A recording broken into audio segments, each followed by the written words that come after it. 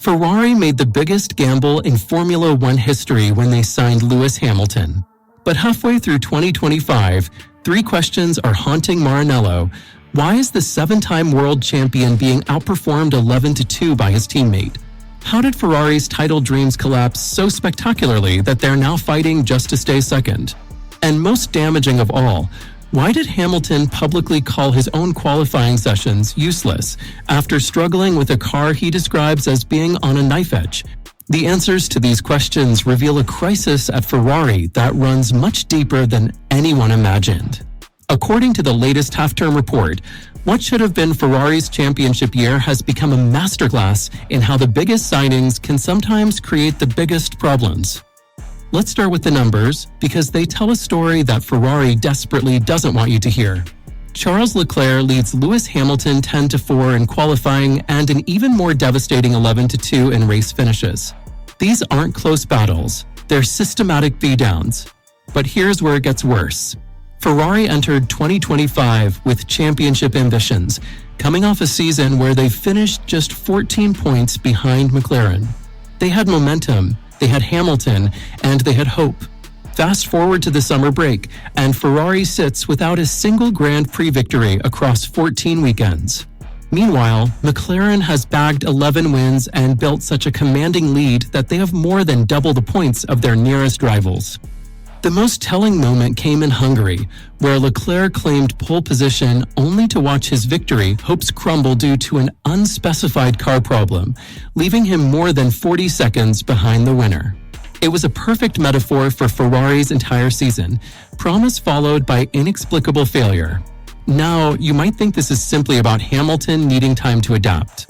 After all, team principal Fred Vasseur told F1.com that it was a huge change for Lewis in terms of culture, in terms of people around him, in terms of software, in terms of car, in terms of every single topic. Vasseur even admitted they perhaps underestimated the challenge of Hamilton's integration. That explanation makes perfect sense until you examine what actually happened in China. Because what the data reveals about that weekend changes everything we thought we knew about Ferrari's problems. Here's what's particularly interesting about the timing of Hamilton's struggles. Back in March at the Shanghai International Circuit, something magical happened. Hamilton suddenly clicked with the SF25, claiming pole position in sprint qualifying and converting it into his maiden Ferrari victory. According to the half-term report, this represented arguably Ferrari's best moment of 2025 so far, an emotional breakthrough that seemed to validate everything Ferrari had hoped for when they signed him. But then came the very next day, and this is where the story takes a dramatic turn that exposes the real depth of Ferrari's crisis. The Chinese Grand Prix the following day became what the report describes as a thud back to earth. Both Hamilton and Leclerc were disqualified, Hamilton for exceeding plank wear limits, Leclerc for being underweight. What should have been a morale-boosting weekend ended in what the report calls painful circumstances. But here's the revelation that Ferrari doesn't want you to understand. This wasn't just bad luck. The technical failures that led to those disqualifications point to fundamental problems with how Ferrari is developing and managing their car. When you have 2 different technical violations in the same race, one aerodynamic, one related to car weight, it suggests systemic issues with Ferrari's approach to performance optimization. And this pattern of promise followed by technical failure has defined their entire season. According to the report, Leclerc has been going more extreme with the SF25 set up early in the season, exploring every possible way of cutting the gap to McLaren. But extreme setups often mean operating on the edge of technical regulations, exactly where Ferrari keeps getting caught. The evidence suggests Ferrari is pushing their car beyond sustainable limits, creating the knife-edge handling that Hamilton has complained about, while simultaneously creating the technical violations that have cost them crucial points. Now, this brings us to the most dangerous part of Ferrari's situation and why the next few races could determine whether the season becomes a complete disaster. The pressure on Fred Vasseur has reached a breaking point. According to the report, around the time of the Canadian Grand Prix, Italian media outlets started reporting that Vasseur was on shaky ground. The Ferrari boss called these reports disrespectful to the team, But the fact that he felt compelled to sign a new contract extension suggests the speculation hit closer to home than Ferrari would like to admit. But here's what makes this situation truly explosive. Ferrari's problems aren't just about this season.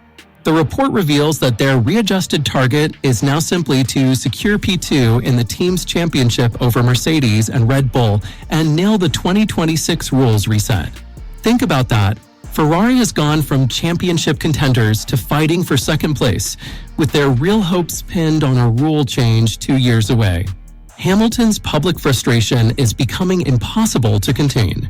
His useless comments after qualifying struggles in Belgium and Hungary represent a 7-time world champion publicly questioning his team's competence.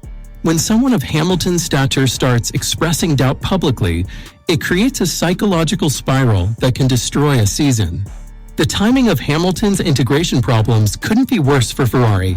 While he's still adapting to new software, new people, and a fundamentally different car philosophy, McLaren has turned their already competitive package into something approaching dominance. Every weekend Hamilton struggles to match Leclerc's pace is a weekend Ferrari falls further behind in development. According to the report, Leclerc was out of the spotlight over the winter due to all the attention on Hamilton's arrival. But now it's clear that Ferrari's existing talent was already maximizing what the car could deliver. Hamilton's arrival hasn't elevated the team, it's exposed how close to their ceiling they already were. The most damaging aspect is how this affects Ferrari's development direction. When your new star driver describes the car as on a knife edge, while your existing driver is going to extreme setups just to stay competitive, it suggests Ferrari has created a car that's fundamentally difficult to drive consistently.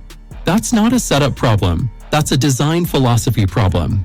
This brings us to the questions that will define the rest of Ferrari's season and potentially Hamilton's legacy at Maranello. Can Hamilton truly adapt to a car philosophy that seems fundamentally at odds with his driving style? Or will Ferrari be forced to redesign their entire approach around their star signing, potentially alienating Leclerc in the process? The evidence suggests Ferrari is caught between two impossible choices: continue with a car that Hamilton struggles to drive consistently, or make fundamental changes that could compromise the performance Leclerc has been able to extract. Vasseur insists that everybody in the company is aligned on this project and that we have a target and the goal is very, very clear. But the data tells a different story. When your championship hopes have collapsed into fighting for second place and your star driver is publicly calling sessions useless, alignment becomes much more fragile. The upcoming races after the summer break will be crucial. Hamilton needs to show he can consistently match Leclerc's pace, or Ferrari will face the uncomfortable reality that their biggest gamble has backfired spectacularly. Meanwhile, every point McLaren pulls away makes Ferrari's championship dreams for 2026 look increasingly desperate. What do you think Ferrari should prioritize? Fixing Hamilton's integration problems or accepting that their current approach simply isn't working? And more importantly, can a team with Ferrari's championship expectations survive another season of falling short of their goals? Let me know your thoughts in the comments and make sure you're subscribed because this story is far from over.